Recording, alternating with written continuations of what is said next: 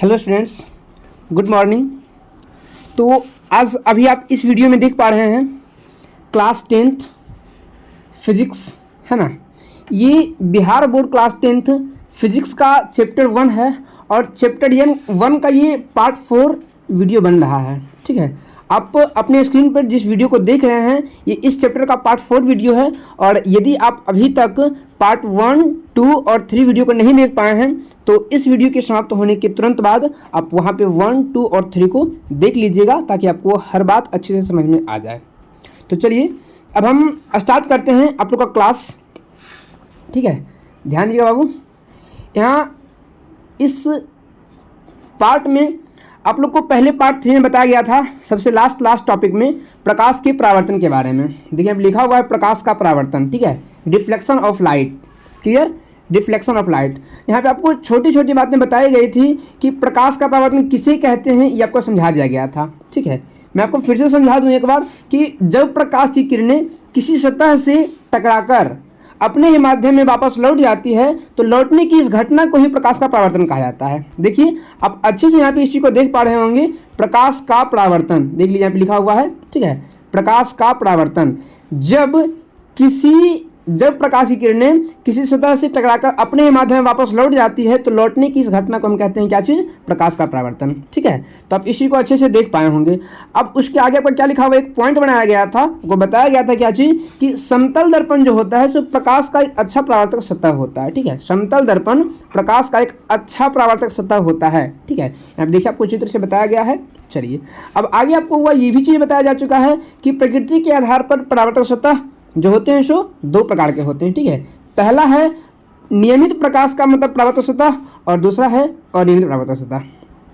पहला नियमित परावर्तक सतह जिसे हम कहते हैं क्या चीज़, रेगुलर रिफ्लेक्शन, और जो दूसरा है अनियमित उसे हम कहते हैं क्या चीज़, इरेगुलर रिफ्लेक्शन। चलिए तो यहाँ तक आप लोग का कल पार्ट 3 वीडियो में बताया जा चुका था। अब आज आप लोग का शुरू होगा पार्ट 4, है ना। ये अभी आपका मेन इस वीडियो को बनाने का मतलब कि मेन मकसद यही था पार्ट 4 में प्रकाश की परावर्तन को अच्छे से समझाना। चलिए अब हम आगे बढ़ते हैं और देखते हैं क्या चीज़ नियमित परावर्तक सतह और अनियमित परावर्तक सतह क्या होता है। ठीक है, चलिए आगे आते हैं, देख लीजिए। वहाँ पे जब आपको बताया गया था कि समतल दर्पण जो होता है सो परावर्तक सतह का एक अच्छा उदाहरण है। ठीक है, तो अब समतल दर्पण है क्या चीज़, आपको ये भी चीज़ बताया जा रहा है यहाँ पे कि समतल दर्पण क्या होता है। देखिए यहाँ पे लिखा हुआ है समतल दर्पण के बारे में। ठीक है, क्या लिख रहा है कि यह चिकने कांच का समतल प्लेट से बना होता है। ठीक है, यह चिकने कांच का एक समतल प्लेट से बना होता है जिसका एक भाग अवश्य ही रजतित होता है। ठीक है, यहाँ पे रजतित थोड़ा सा मिस प्रिंटिंग हो गया है, मिस टाइपिंग हो गया है, अब इसी को समझ लीजिएगा। रजतित होता है र ज त हर्षिकार त। ठीक है, रजतित का मतलब ये चीज़ होता है कि जिसका एक भाग अवश्य ही रंगा हुआ होता है। ठीक है, आप इसी को अच्छे समझ गए होंगे कि समतल दर्पण जो होता है सो एक चिकना कांच होता है जिसका एक भाग अवश्य ही रंगा हुआ होता है, हम उसी को बोलते हैं समतल दर्पण। चलिए अब आपको आगे देखना ये चाहिए किरण आरेख किसे कहते हैं। ठीक है, किरण आरेख। देखिए आपके यहाँ पे लिखा हुआ है किरण आरेख के बारे में क्या चीज़ कि प्रकाश की किरणों का पथ दर्शाने वाले चित्र को हम कहते हैं किरण आरेख। क्लियर है, प्रकाश की किरणों का पथ दर्शाने वाले चित्र को हम क्या कहते हैं, किरण आरेख कहते हैं। ठीक है, आप यहाँ पे इसी को अच्छे से देख रहे होंगे। अब आपको जो बताया गया था पीछे, है ना, उस वीडियो में मतलब इसी वीडियो के सबसे शुरुआत मतलब अच्छी में स्टार्टिंग में क्या चीज़ कि नियमित परावर्तन और अनियमित परावर्तन। ठीक है, आपको वहाँ बताया गया था नियमित परावर्तक सतह के बारे में। ठीक है, और यहाँ लिखा हुआ है नियमित परावर्तन। तो परावर्तक सतह जो है सो कोई वस्तु हो सकता है और परावर्तन जो है सो कोई कार्य है। ठीक है, कोई कार्य यहाँ पे मतलब बताया जा रहा है। तो पहले आप इसी को समझिए क्या होता है नियमित परावर्तन। सो वैसा परावर्तन जो चिकनी और चमकीली सतह से नियमित रूप से होता है। ठीक है, वैसा परावर्तन जो चिकनी और चमकीली सतह से नियमित रूप से होता है उसे हम कहते हैं नियमित परावर्तन। ठीक है, और जिस सतह से ये काम होता है हम उसी सतह को कहते हैं क्या चीज़, नियमित परावर्तक सतह। ठीक है, अब आप यहाँ पे इसी को अच्छे से देखिए, आपको यहाँ चित्र से अच्छे से समझ में आ जाएगा कि नियमित परावर्तन होता क्या चाहिए। देखिए ये जो यहाँ पे आप देख पा रहे हैं ये कोई समतल दर्पण है। ठीक है, जो चिकना है और चमकीला है। क्लियर है, और यहाँ देखिए यहाँ से आ रही है किरणें, यहाँ पे टकराने के बाद इधर की जा रही है। ठीक है, तो यहाँ से आ रही है इधर जा रही है। ठीक है, फिर वापस यही चीज़ बार बार हो रहा है। यहाँ से देखिए ये किरण आ रही है और ये किरण जा रही है। क्लियर? आप इसी को अच्छे से देख रहे होंगे। देखिए आने वाली किरण रेड कलर से है, ये वाला देखिए ये आपका आने वाली किरण है, ये आपका आने वाली किरण है, ये आने वाली किरण है। ठीक है, और जो जाने वाली किरण टकरा कर जो जा रही है वो आपको करते हुए हम ग्रीन से बताते हैं। ठीक है, ये देखिए आपका जाने वाली किरण है, ये देखिए जाने वाली किरण है और ये देखिए जाने वाली किरण है। क्लियर है?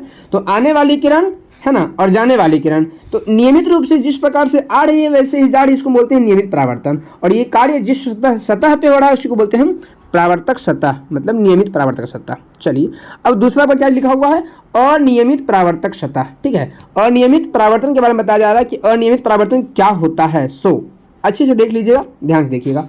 अनियमित परावर्तन क्या होता है? वैसा परावर्तन जो खुरदरी और चमकीली सतह से होता है। ठीक है, वैसा परावर्तन जो खुरदरी और चमकीली सतह से होता है हम उसी को बोलते हैं अनियमित परावर्तन।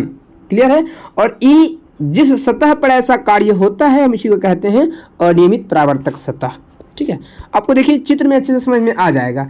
यह एक ऐसा चित्र है जो चिकना तो है, ये क्लियर है कि चिकना है। ठीक है, चिकना देखिए इधर ऐसा किया हुआ है, ऐसा किया हुआ है, इस प्रकार से किया हुआ। तो नीचे जो इस प्रकार से आप लोग को लाइनिंग दिख रहा है ये रजतित भाग है, मतलब कि रंगा हुआ भाग है। और ऊपर जो आप लाइनिंग देख पा रहे हैं ये वाला, ठीक है, ये बिल्कुल चिकना भाग है जिधर हम लोग फेस को देखते हैं या फिर जिधर चिकना भाग होता है, चमकीला भाग होता है। चलिए तो आप यहाँ पे इस चीज को जो देख पा रहे हैं कौन सा, ये तीर चिन्ह और ये तीर चिन्ह। ठीक है, तो ये जो तीर चिन्ह है ये वाला देखिए आपको मैं दिखा रहा हूँ, यहाँ पे रेड कलर से करके दिखा देता हूँ।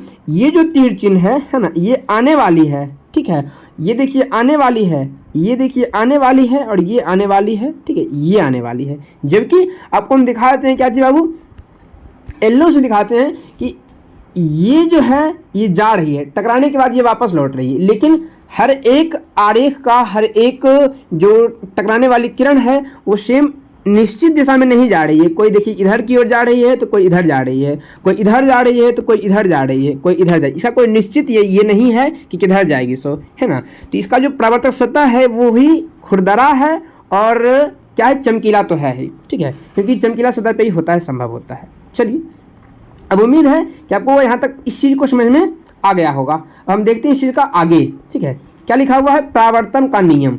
यहाँ से आप लोग को समझना बहुत ही जरूरी है क्योंकि आपका चैप्टर भी यही है और टॉपिक भी यही है, तो समझिएगा इस चीज़ को। सबसे पहला बात, परावर्तन का नियम। ठीक है, परावर्तन का नियम क्या होता है इस चीज़ को देखिए। क्या कहता है कि प्रकाश की किरणें किसी सतह पर पड़कर जिन नियमों का पालन करते हुए सतह से परावर्तित होती है उस नियम को ही कहते हैं हम परावर्तन का नियम।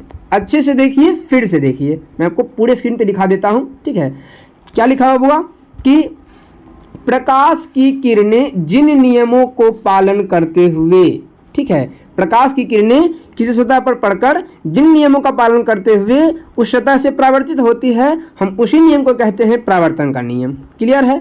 अब क्या चीज़ है यहाँ पे देखिएगा, इस चीज़ को अच्छे से देखिए आप।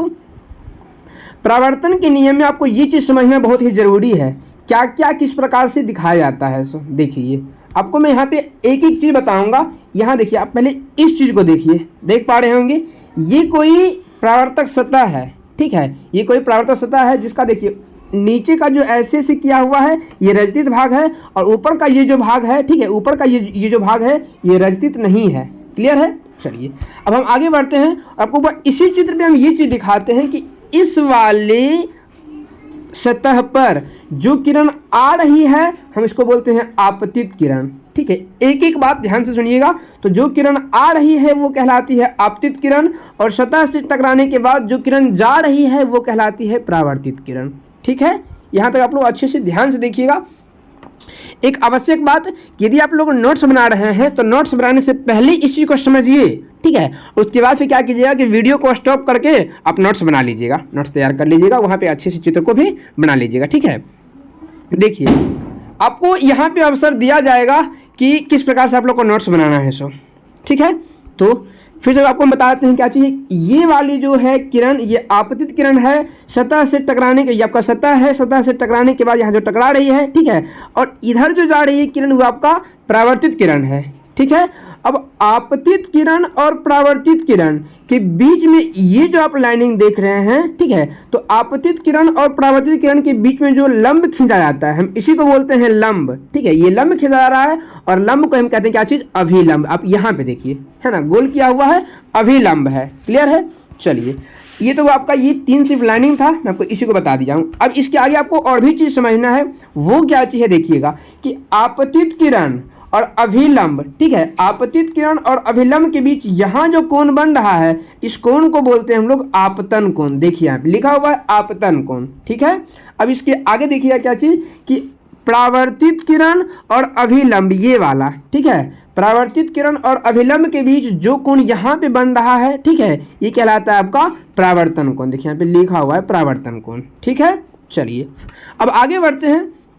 आपतन कोण को हम लोग छोटी आई से सूचित करते हैं। आपको यहाँ पे दिखाई दे रहा होगा छोटी आई, देख लीजिए छोटी आई, ये वाला है ना। आपतन कोण को हम लोग छोटी आई से सूचित करते हैं, जबकि परावर्तन कोण को हम लोग छोटी आर से सूचित करते हैं, ठीक है, छोटी आर, ये वाला है, ठीक है, छोटी आर से सूचित करते हैं। चलिए, तो वो अब आपको यहाँ पे ये चीज़ समझ में अच्छे से आ गया होगा, ठीक है। अब हम क्या करेंगे कि एक एक बात को, एक एक चीज़ को अच्छे से चित्र के साथ आप लोग को परिभाषित करके दिखाएंगे, ठीक है। क्या लिखा हुआ है? परावर्तक सतह। सबसे पहला बात, परावर्तक सतह, इसके बारे में बताया जा रहा है कि क्या है परावर्तक सतह, किसे कहते हैं परावर्तक सतह। सो देखिए, आप लोग अच्छे से देख लीजिए इस चीज़ को, किसे कहते हैं परावर्तक सतह। सो लिखा हुआ है परावर्तक सतह के बारे में कि जिस सतह पर प्रकाश की किरणें आती है और टकराकर चली जाती है, ठीक है। आप अभी चित्र में देखे होंगे कि किसी सतह पर कोई प्रकाश की किरणें, देखिए ये जो आपका सतह है, ठीक है, यहाँ प्रकाश की किरणें आती है और टकराने के बाद वापस इधर चली जाती है। तो जो टकराकर आती है जिस सतह पर और चली जाती है, हम उसी सतह को बोलते हैं परावर्तक सतह, ठीक है। आपको यहाँ पे चित्र भी दिखाई दे देगा, ये देखिए आपका यहाँ पे चित्र दिया हुआ है। क्लियर है?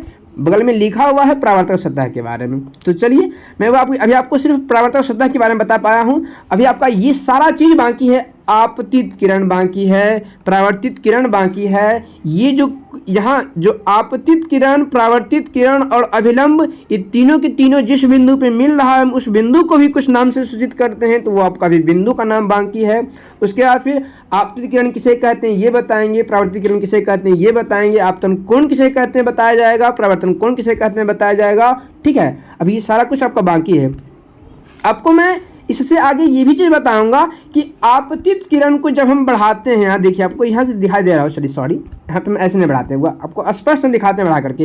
ये जो आपका आपतित किरण था इसको हम जब ऐसे करके बढ़ाते हैं, ठीक है, इस प्रकार से आपका इस दिशा में बढ़ गया है। तो आपतित किरण को जब बढ़ा दिए हैं और ये बढ़ाने के बाद ये जो आपका परावर्तित किरण था, ये वाला दिखाई पड़ रहा है ना, ये आपका परावर्तित किरण था। तो आपतित किरण को बढ़ाए और परावर्तित किरण तक जो कोण बनता है हम इस कोण को बोलते हैं विचलन कोण, जो कि आपको आगे बताया जाएगा। बिल्कुल निश्चिंत होकर के ध्यान से देखिएगा, ठीक है। उसके बाद फिर एक आवश्यक बात आपके लिए है बाबू, ये चीज़ की यदि आप लोग यहाँ पर अच्छे से देख पाइएगा तो आपका वीडियो के लास्ट होने के कुछ समय पहले ही कुछ ऑब्जेक्टिव क्वेश्चन करवाया जाएगा, जिसको आप तब बना पाइएगा जब वीडियो को अच्छे से देखिएगा।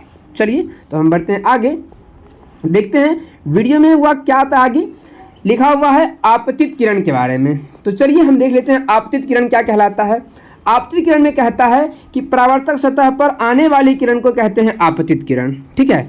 परावर्तक सतह पर आने वाली किरण को आपतित किरण कहते हैं। देखिए यहाँ पर परावर्तक सतह ये वाला है, ठीक है। तो यहाँ पे जो किरण आ रही है, ठीक है, ऐसे आपका तीर का चिन्ह दिया हुआ है यहाँ पे। चलिए मैं आपको फिर से दिखा दूँ, अच्छे से दिखा दूँ। ये आपका परावर्तक सतह है, ठीक है, और ये जो आपको किरण आ रही है इधर से जो ऐसे तीर चिन्ह दिया हुआ है, ठीक है, तो इसी किरण को हम लोग बोलते हैं आपतित किरण। आप लोग अच्छे से चित्र बनाइएगा, ध्यान से बनाइए, कोई मिस मत कीजिएगा, ठीक है, ताकि आपका एग्जाम कहीं कोई दिक्कत नहीं हो जाए। अब आगे बढ़ते हैं। आपको क्या लिखा हुआ है परावर्तक सतह के बारे में। परावर्तक सतह कहते हैं क्या चीज़ कि परावर्तित किरण के बारे में लिखा हुआ है यहाँ पे, ठीक है। परावर्तक सतह से टकराकर जाने वाली किरण को कहते हैं परावर्तित किरण, ठीक है। परावर्तक सतह से टकरा करके जो किरण जाती है हम उसी को कहते हैं परावर्तित किरण। चलिए आप चित्र से समझ लीजिए। ये देखिए आपका कोई हो गया क्या चीज़, परावर्तक सतह। अब यहाँ से कोई किरण इस पर आई है, ठीक है, तो आई तो आपको ऐसे मतलब देना होगा तीर का चिन्ह, और टकराने के बाद क्या होता है कि किसी दिशा में वापस इधर घूम जाती है, लौट जाती है, ठीक है। तो यही जो किरण है, देखिए आप इसको अच्छे से देखिए, ग्रीन कलर से आपको दिखाया जाता है, ठीक है। यही जो किरण है हम इसी को बोलते हैं क्या चीज़, परावर्तित किरण, ठीक है। चलिए अब हम बढ़ते हैं आगे। क्या लिखा हुआ है, आपतन बिंदु। तो आपतन बिंदु किसे कहते हैं, समझ लीजिएगा। परावर्तक सतह के जिस बिंदु पर, ध्यान से सुनिएगा, परावर्तक सतह के जिस बिंदु पर आपतित किरण और परावर्तित किरण मिलती है, ठीक है, हम उसी को बोलते हैं आपतन बिंदु। ओके, आपको आगे चित्र में बताया गया था, मैं आपको फिर से यहाँ पे बता दूं, चित्र बना करके बता दूं बुआ, जैसे जैसे कहता है वैसे वैसे कीजिए। परावर्तक सतह के जिस बिंदु पर, तो आप पहले एक परावर्तक सतह बनाइए, ये आपका परावर्तक सतह हो गया, ठीक है। इसी के जिस बिंदु पर आपतित किरण आई, ठीक है, उसके बाद फिर परावर्तित किरण गई, तो आपतित किरण आने के बाद सतह के जिस बिंदु पर टकराया है, ठीक है, उसी से इधर लौट रहा है। तो आपतित किरण और परावर्तित किरण जिस बिंदु पर मिल रहा है, तो हम लोग इस बिंदु को ही कहते हैं क्या चीज, ध्यान से देख लीजिएगा, आपतन बिंदु। यहाँ देखिए, यही जो टकरा रहा है ना, पीला कलर से दिया हुआ, यही जो टकरा रहा है यही आपका है आपतन बिंदु।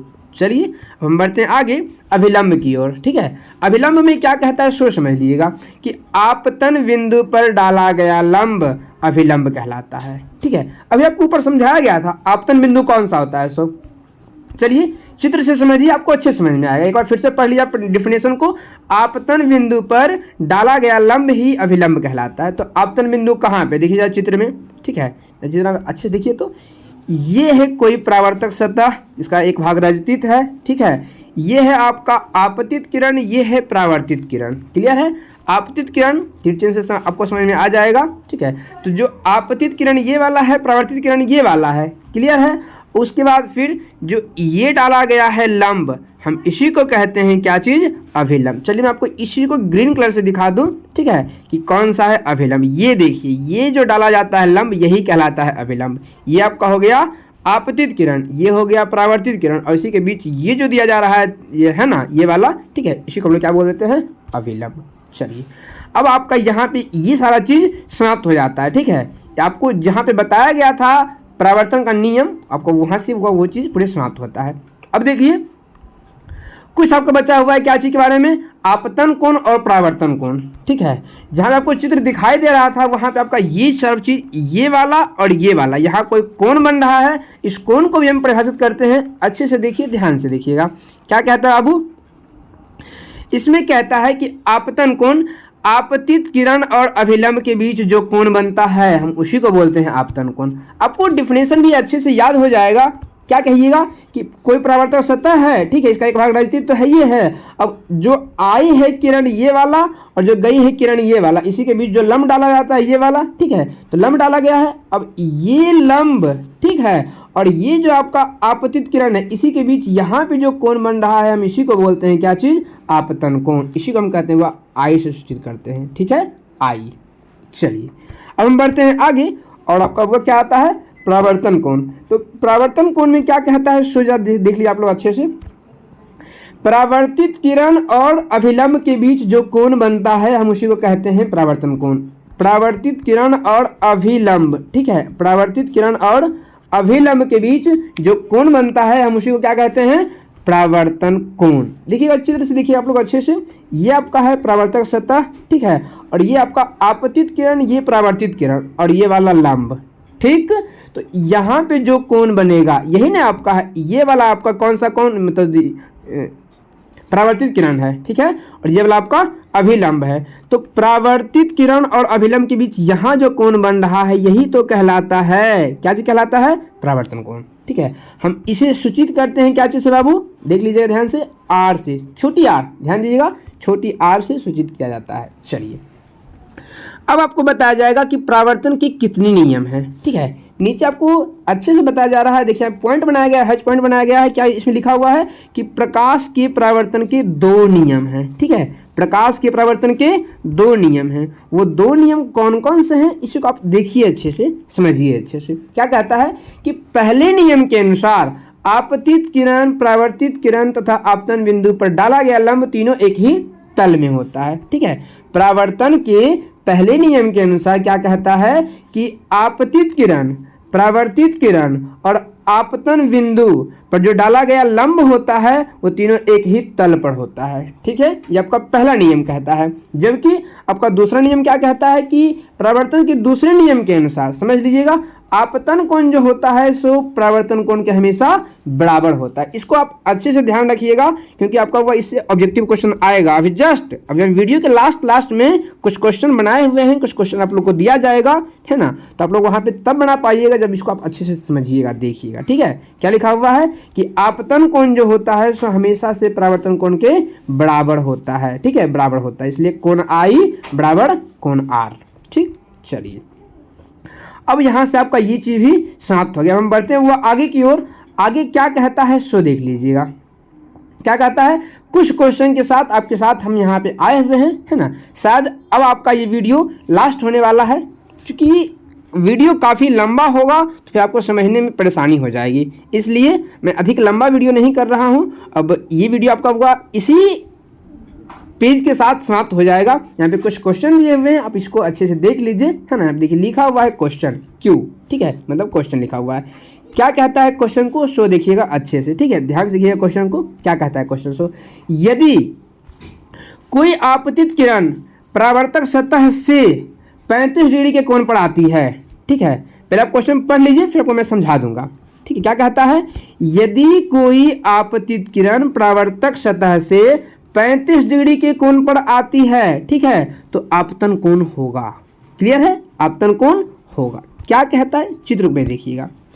ये देखिए आपको कोई परावर्तक सतह है, ठीक है, यहाँ क्या कह रहा है कि कोई आपतित किरण ये वाला है, ये वाला आपका आपतित किरण है। तो क्या कह रहा है कि परावर्तक सतह के साथ आ रही है 35 डिग्री के कोण पे। ठीक है, यहाँ पे आ रही है 35 डिग्री के कोण पे। तो देखिए एक एक बात समझिएगा ध्यान से, तो आपको समझ में आएगा अच्छे से। जब कोई परावर्तक सतह ऐसे होता है, ठीक है, यहाँ पे ये वाला किरण आया है और ये वाला किरण गया है, इसके बीच यहाँ पे जो लंब खींचाता है, ठीक है, तो लंब, ये जो लंब है और ये जो परावर्तक सतह है, ठीक है, यहाँ जो कोण बन रहा है, कितना डिग्री कोण बन रहा है, समझ रहे होंगे आप लोग कि यहाँ पे बन रहा है होगा 90 डिग्री का कोण। क्लियर है, ठीक है, 90 डिग्री कोण यहाँ पे बन रहा है। तो अब 90 डिग्री जो जब कोण यहाँ पे बन रहा है, तो आपका क्वेश्चन क्या कहता है कि यदि कोई आपतित किरण परावर्तक सतह के साथ 35 डिग्री के कोण पे आती है, तो आपका परावर्तक सतह यहाँ पे है ना। देखिए मैं आपको इसको पीला कर देता हूँ, ठीक है, परावर्तक सतह यहाँ पे ये वाला है, ठीक है, और ये आपका आपतित किरण है, ठीक है। तो यहाँ पे क्या कहता है कि ये जो है परावर्तक सतह के साथ आ रही है 35 डिग्री के कोण पे, तो आपतन कोण होगा, मतलब ये वाला कोण का मान आपसे पूछा जा रहा है। ठीक है, तो ये पूरा देखिए आप लोग इसको अच्छे से, ये पूरा जो होता है इस प्रकार से, ऐसे परावर्तक सतह, आने वाली किरण, जाने वाली किरण और अभिलंब, ये पूरा यहाँ पे होता है 90 डिग्री, और यहाँ जब पूरा है 90 डिग्री और इसका मान बोल रहा है 35 डिग्री। ठीक है, तो इसका मान निकालने के लिए क्या करेंगे, 90 में से 35 को घटा देंगे, है ना, 90 में से 35 को घटा देंगे। तो यही चीज़ आपके पास यहाँ पे किया हुआ है। क्या लिखा हुआ है, आपतन कोण बराबर 90 डिग्री और माइनस 35 डिग्री। यहाँ पे जब 90 में घटाते हैं 35 कितना प्राप्त होता है, 55 डिग्री। वही आपका देखिए यहाँ पे आंसर हो चुका है 55 डिग्री। ठीक है, अब इसको अच्छे से ध्यान से देख लीजिएगा। चलिए अब क्वेश्चन नंबर 2 देखिएगा इसको भी अच्छे से। क्या कहता है, यदि कोई आपतित किरण परावर्तक सतह के साथ 40 डिग्री के कोण पे आती है, ठीक है, वही सेम क्वेश्चन लिया गया यहाँ पे, बस सिर्फ क्या किए हैं, अंक को चेंज किए। वहाँ पे आया था 35 डिग्री के कोण पे, यहाँ पे आ रहा है 40 डिग्री के कोण पे। ठीक है, क्या कहता है, यदि कोई आपतित किरण परावर्तक सतह से 40 डिग्री के कोण पर आती है तो आपतन कोण तथा विचलन कोण का मान होगा। विचलन कोण कुछ नया आ गया यहाँ पे, ठीक है, आपको हम पीछे बताए थे विचलन कोण, लेकिन उसका मान निकालने के लिए भी नहीं सिखाए थे। आपको हम सिखाएंगे यहाँ पे कि किस प्रकार से विचलन कोण निकाला जाता है। वहाँ पे आपको पीछे बताया गया था विचलन कोण का सिर्फ परिभाषा, ठीक है, कहाँ पे बनता है वो भी हम बताए थे। ठीक है, कहाँ विचलन कोण बनता है वो भी बताया, लेकिन आपको नीचे भी बताया जाएगा अच्छे से, परिभाषा बताएंगे, वो कहाँ बनता है वो बतलाएंगे, उसका मान कैसे निकाला जाता है वो भी बतलाएंगे। ठीक है, तो आप लोग को अच्छे से वीडियो को देखना है। ठीक है, चलिए देखिए हुआ क्वेश्चन में, आपतित किरण जो है सो परावर्तक सतह के साथ 40 डिग्री के कोण पे आ रही है। ऊपर वाला सेम क्वेश्चन देखिए, यहाँ पे आपको चित्र में समझ में आएगा, ये आपका है परावर्तक सतह, है ना, और ये आपका है आपतित किरण। क्लियर है। तो आपतित किरण जो है सो परावर्तक सतह के साथ इसके साथ आ रही है 40 डिग्री के कोण पे, क्लियर है। और हम ये चीज़ जानते हैं कि ये जो अभिलंब खींचा हुआ है, दिखाई पड़ रहा है आप लोग को, ये जो अभिलंब खींचा हुआ यहाँ से पूरे परावर्तक सतह तक 90 डिग्री का कोण बनता है, ठीक है। तो हम क्या करेंगे, सिर्फ आपतन कोण निकालने के लिए, सिर्फ इसका मान निकालने के लिए क्या करेंगे बाबू कि हम 90 डिग्री में से घटा देंगे 40 डिग्री, ठीक है। तो मेरा जो फाइनली आंसर आएगा कितना जाएगा, 50 डिग्री। तो यही आपका कहलाएगा आपतन कोण, ठीक है। मतलब कि आई का वैल्यू कितना कहला जाएगा, आई का वैल्यू कितना कहला जाएगा, 50 डिग्री, ठीक है। चलिए अब आप यहाँ से सिर्फ एक क्वेश्चन को सोल्व कर पाए हैं, आपतन कोण का मान निकाल पाए हैं। अभी आपसे आगे क्वेश्चन में ये भी चीज़ कहता था कि विचलन कोण कैसे निकाला जाएगा। सो ठीक है, विचलन कोण को निकालने के लिए देखिए हम क्या समझते हैं, देखिएगा। पहले आपको विचलन कोण का मान बताया जाएगा कि किसे कहते हैं विचलन कोण। देखिए विचलन कोण क्या होता है कि आपतित किरण के बढ़ाए गए भाग से परावर्तित किरण तक जो कोण बनता है उसी को बोलते हैं विचलन कोण, ठीक है। आपको आगे पीछे वीडियो में हम बताए थे ये चीज़, विचलन कोण है ना, यही चीज़ तो बताए थे कि ये कोई परावर्तक सतह आपका है, ठीक है, और इसमें ये आपतित किरण, ये परावर्तित किरण, ठीक है। तो आपतित किरण जो ये वाला आप देख पा रहे हैं, है ना, इसी को जब हम बढ़ाते हैं इस दिशा में बढ़ा दिए, ठीक है। तो ये जो बढ़ा हुआ भाग है यहाँ से लेकर के और ये जो परावर्तित किरण है यहाँ तक, ये जो कोण बन रहा है इसी को तो कहते थे विचलन कोण, है ना, इसी को बोलते थे विचलन कोण, बताए थे पीछे। आप यहाँ भी परिभाषा इसका देख ही पाए हैं। देखिए आपको नीचे चित्र भी दिखाया गया है, क्या चीज चित्र है बाबू, देखिए ये है परावर्तक सतह, ये है आपतित किरण, ये है परावर्तित किरण, और आपतित किरण को यहाँ पे बढ़ा रहा है, देखिए दिख रहा है ना। और यहाँ से लेके पूरे यहाँ तक जो कोण बना है हम इसी कोण को क्या कहते हैं, विचलन कोण, ठीक है। अच्छे से देख लीजिए। अब क्या बाबू कि विचलन कोण को हम लोग डेल से सूचित करते हैं। एक तीर चिन्ह दिया हुआ यहाँ पे आपका है, इंपॉर्टेंट बात लिखा हुआ है कि इसे डेल से सूचित किया जाता है, ध्यान से देख लीजिए, ठीक है। इसे डेल से सूचित किया जाता है। अब विचलन कोण निकालने का जो सूत्र होता है, डेल बराबर क्या होता है, 180 डिग्री माइनस 2i, ठीक है, 180 डिग्री माइनस 2i। तो 180 डिग्री आपका वो अंक ही हो गया, 2 भी अंक हो गया। ये i जो है सो क्या है, आपतन कोण का मान है, आई है आपतन कोण का मान, ध्यान रखिएगा, आई को बोलते हैं हम लोग आपतन कोण, ठीक है। तो वो आपका यहाँ पे सूत्र लगाइएगा, सिर्फ 180 डिग्री और माइनस 2 गुना आई, क्लियर है, 2 गुना आई। अब यहाँ क्या करेंगे कि आई का मान तो अभी हम जस्ट ऊपर निकाले ही थे, अभी हम लोग आपतन कोण कितना लाए थे, 50 डिग्री, ठीक है। तो आई का मान मेरे पास आ गया था 50 डिग्री। अब यहाँ पे क्या करेंगे हम कि 180 डिग्री माइनस 2i कर देंगे। तो 180 डिग्री जब माइनस 2i करते हैं तो 180 माइनस 2 गुना आई, 2 गुना आई का वैल्यू कितना था, 50, तो 50 दूनी 100 हो गया। अब 180 माइनस 100 कितना आ गया है, 80 डिग्री, आपका यहाँ पे वो आ गया आंसर, ठीक है। आप इसी को अच्छे से देख लीजिए। अब आपका सबसे महत्वपूर्ण बात ये चीज़ है कि यदि आप लोग अभी तक इस वीडियो को अच्छे से ध्यान से देख रहे थे तो आपके पास एक SW भी दिया जा रहा है होमवर्क के रूप में, ठीक है। वो SW क्या चीज़ है, ध्यान से इसी को देख लीजिए, मैं आपको पढ़कर सुना दे रहा हूँ, अच्छे से देखिएगा। लिखा हुआ बाबू यहाँ पे कि यदि परावर्तन कोण 80 डिग्री है, ठीक है, तो विचलन कोण का मान क्या होगा, ध्यान से बात सुन लीजिए, ठीक है। यदि परावर्तन कोण का मान 80 डिग्री दिया हुआ है तो आपको क्या करना है, विचलन कोण का मान निकाल देना है। यहाँ पे आप क्वेश्चन को भी अच्छे से देख लीजिए, यहाँ देखिए क्वेश्चन लिखा हुआ है सबसे नीचे कोने में दाहिनी ओर, है ना, रेड अच्छी से घिरा हुआ रेड पेन से। अब इसको देख लीजिए, यदि परावर्तन कोण 80 डिग्री है तो विचलन कोण का मान ज्ञात करें। थोड़ा सा हिंट मैं आपको कर दूं, आपको वह आगे बताया गया था कि जो परावर्तन कोण का वैल्यू होता है, ठीक है, जो परावर्तन कोण का वैल्यू होता है और जो आपतन कोण का वैल्यू होता है दोनों बराबर होता है। तो मतलब जो कोण आई होगा और जो कोण आर होगा दोनों क्या होता है, बराबर होता है। यहाँ से क्या कह रहा है कि परावर्तन कोण का मान दिया हुआ है 80, मतलब आपतन कोण कितना हो जाएगा, समझ रहे होंगे, ठीक है। और जब आपतन कोण आपके पास आ गया तो विचलन कोण तो निकालना आसान है ना। ध्यान दीजिएगा, आप विचलन कोण का मान अच्छे से निकाल दीजिएगा, ठीक है। अब आपके साथ एक महत्वपूर्ण सूचना जारी मैं करना ये चाह रहा हूँ कि यदि आप अभी तक पार्ट 1, पार्ट 2 और पार्ट 3 वीडियो को नहीं देखे हैं तो प्लीज़ इस वीडियो के समाप्त होने के तुरंत बाद अब पार्ट 1, 2, 3 वीडियो को अच्छे से देख लीजिए ताकि आपको अच्छे से समझ में आ जाए, ठीक है।